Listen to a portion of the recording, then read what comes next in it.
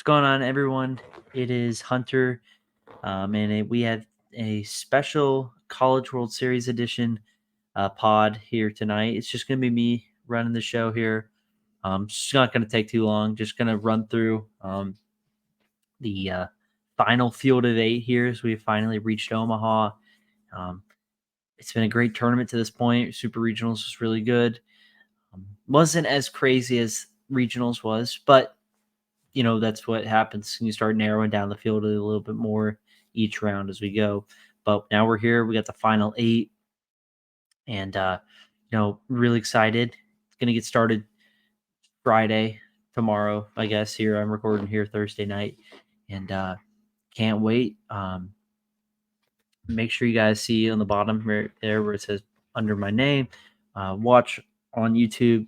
Also listen to this on Spotify as well. Make sure you guys are subscribing and liking the videos as well. And if you like this stuff and you guys want us to talk about it more going forward, leave that in the comments below. So we'll get right into it. We're going to start with the first game on deck tomorrow. It's going to be at 2 o'clock. It'll be Virginia and North Carolina. Virginia has dominated so far through regionals and super regionals. They took care of a Kansas State team that shocked a lot of people when they went into Arkansas and just took care of business. That regional, Virginia dominates, doesn't really get affected too much by the Wildcats. So they come in red hot. They take on a North Carolina team that just can't seem to, and just has all the magic and luck, seems like, on their side at this point. And they're riding high into Omaha. First time they've been back since 2018. Virginia back for, I know, the second straight year in a row. It's been, it feels like they're there every year. And that's a really good credit to what kind of program Virginia is. And they are a college baseball, powerhouse, I'd say, at this point. But looking into the game, my thoughts and predictions on it, Virginia is just red hot right now. Every guy in their lineup is batting over 300. They don't have the home run totals, but they will RBI you to death, extra base hits, and just clutch ABs for them throughout. They get really good pitching when needing it, and they actually took 2 out of 3 against North Carolina earlier this year. Now, it was at home, but regardless, still 2 out of 3 against a really good North Carolina ball club. North Carolina, led by Vance Honeycutt. He's going to be a first-round pick in the draft. They also have guys like Gavin Gallagher and the other guy. But they have a lot of weapons on offense as well. So I think it's going to be a high-scoring game. I feel like it could be somewhere between like 8-6 almost. And, that's just, both these teams, how good they are and how high of a wave they're riding in. I feel like I would lean Virginia in the pitching department. I just feel like their arms are going to be a little bit better. And I feel like I want to lean UVA. I just feel like each time I think they're going to get kind of met by someone that may neutralize them, they just take care of them. Thought Mississippi State would do that, did in regionals, did the same thing with Kansas State. I just don't think Virginia is going to be able to get stopped by UNC, and I think the Cavaliers win this game and in game 1 of Omaha. Close, but I would lean Virginia. All right, moving on now to the nightcap game on Friday, a very intriguing game between the Florida State Seminoles and the Tennessee Volunteers. Florida State, the number 8 overall seed nationally. Tennessee, obviously the number 1 overall seed. And expect a really good game. I'm not sure if Jamie Arnold's going to get the nod for Florida State to start game 1. I don't know if they're going to hold him for game 2 or not. But, I think the key here is going to be, can Florida State's offense continue to roll led by James Tibbs, Cam Smith, and company? against a pitching staff by Tennessee that just from top to bottom is really good. I mean, very good. And they have guys for all situations to come in and get outs when needed. And can Tennessee do that against a really red hot Florida State offense that just can put up runs just like that? I mean, they put 24 up on UConn and then put 12 up on them in the next game. It just offense whenever they want. And Tennessee, too, I believe they lead the nation now in home runs. I mean, Blake Burke, Christian Moore, Billy Amick. I mean, top to bottom. Those are just the big three. But, I mean, top to bottom, they got guys that can all hit them out.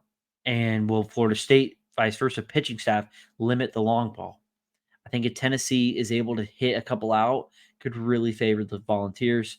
If Florida State's able to kind of keep this, grind it out, get some extra base hits, get some runs when needed, and kind of neutralize that offense, that's it's going to be in favor of the Noles. I think whoever pitching staff shows up is going to be the team that's going to win it. And it doesn't have to be like complete shutdown. I think just getting outs when needed, neutralizing and limiting the damage, and not letting a big inning become like out of hand, where maybe you score 1 or 2 instead of giving up that 4, 5, or 6 run inning. That's going to be what I think is going to be the big one.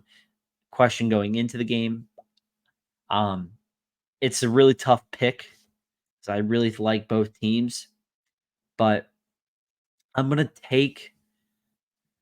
Oh, see, it's tough, but I'm going to lean Florida State. I'm going to lean them only because I just think that if Arnold pitches, I think they're going to be able to get enough out of him, kind of keep Tennessee off at bay. And I just think the offense for the Noles right now is just scorching. Not saying Tennessee isn't, but I don't know. I think Florida State here is in a good spot, and I like the Noles. I'm going to see if Omaha, the field, because it typically plays big historically, will that limit Tennessee offense because they do like the home run ball? We'll see. That's why I'm going to lean Florida State here. Okay. So now we'll move on to Saturday's games. Going to be out of order a little bit here. This is going to be the nightcap game. Going to be Florida versus Texas A&M. You have a Florida team that can't seem to not lose, even though they came in as one of the last 4 teams in. Barely got in. They needed a big wins over Georgia in the regular season, and then kind of hoped after they lost in the SEC tournament. But to get in, they survived the Oklahoma State regional, having to beat Oklahoma State twice after losing to them. They do that. They go into the Clemson regional. They win both games, game 2 being one of the crazier games I've seen in a while.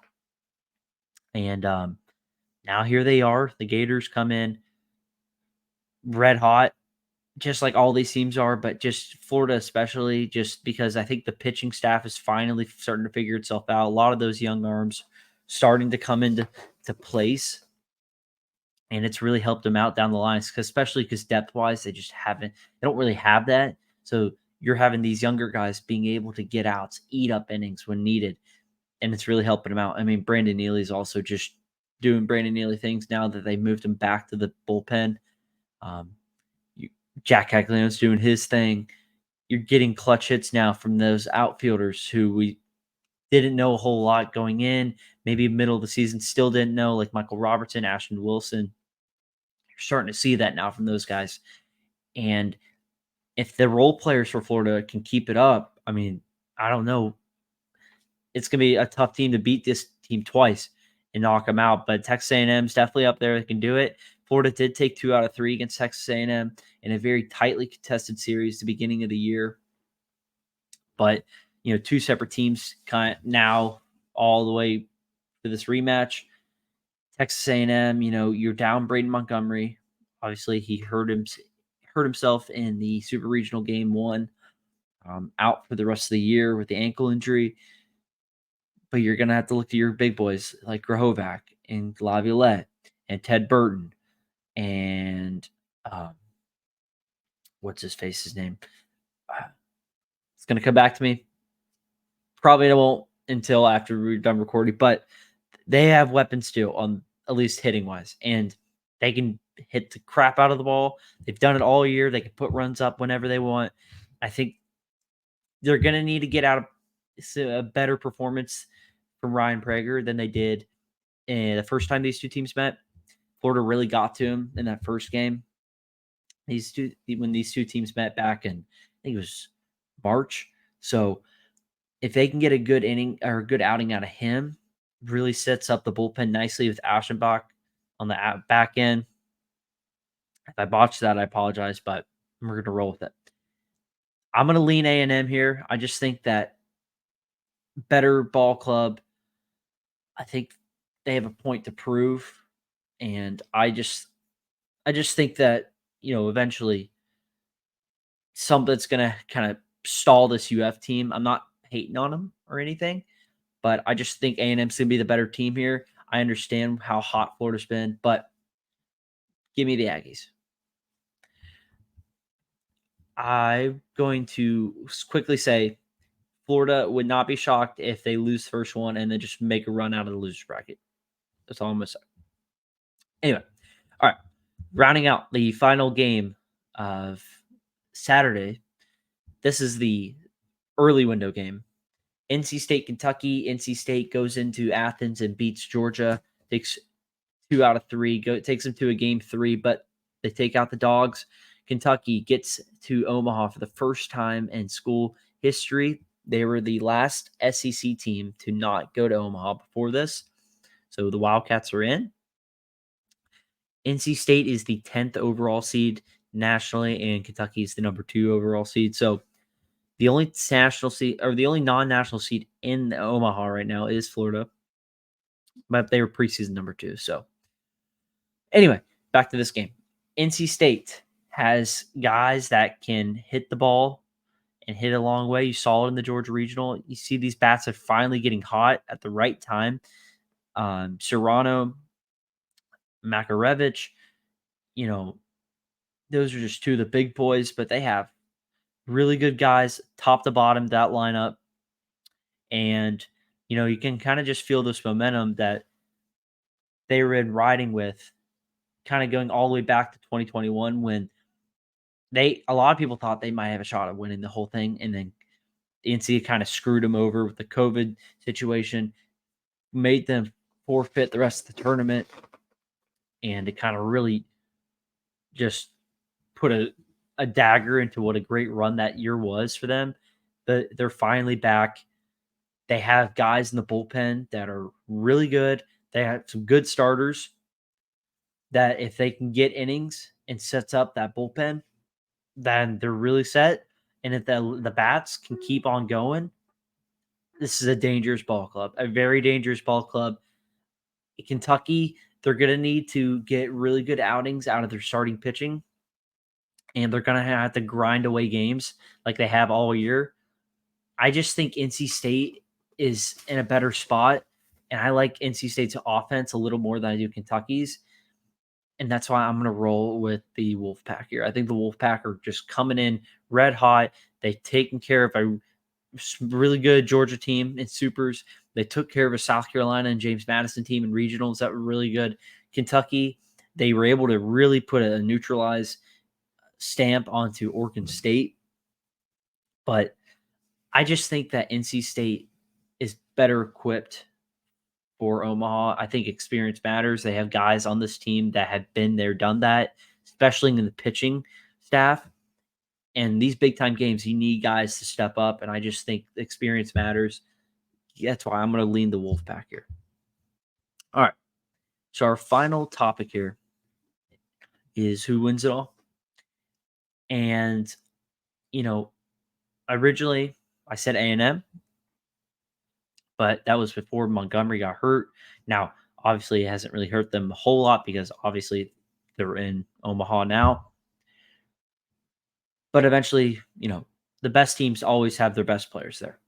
And I'm not saying that A&M can't make up for that. They obviously can. I mean, Kent, who has replaced Montgomery, hit a grand slam to give them the lead against Oregon in game 2.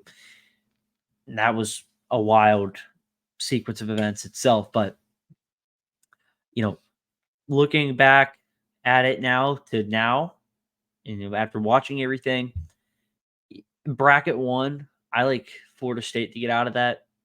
I just think if the pitching is good enough, they're going to be fine because the bats are going to be there. I like Florida State's offense more than anybody else in that lineup. I think UVA and Tennessee will give them fits, but I just think the Noles are on a different level right now. And as far as bracket two goes, I'm gonna lean. I'm gonna lean still Texas A&M, but I would not be surprised if NC State makes a run at them. If NC State's again experience matters, they have guys that have been there, done that back in 2021, and now they're back. If they keep riding that wave, experience, red hot bats, good pitching, that's all you need. I'm gonna stick with Texas A&M out of the bracket though, so I'm gonna say Florida State, Texas A&M, but I'm gonna switch it up. I'm gonna take the Noles. I'm gonna take Florida State to win it all over Texas A&M in 3 games. So it'll be a 3-game series still, but give me the Noles over the Aggies. It'll be a great tournament overall. I think this is going to be one of the better college World Series we've had. I just think all the teams have a chance to win it. There's not really a clear-cut favorite, and that's what's going to make it so much fun. There's just going to be a lot of parity. Heck, Kentucky may make a run at this. Fields play big. They like to play a lot of small ball, really have situational baseball. If that's it, there you go. But I just think there's some teams that can do that, plus long ball, plus pitching, and they can maybe overwhelm the teams that can't, that lack something in that any of those departments. So, yeah, I'm going to take FSU over Texas A&M, 3 games. You let me know what you guys think in the comments below, or just shoot me any comments at my Twitter handle at DeLauder Hunter, Instagram Hunter DeLauder, all that.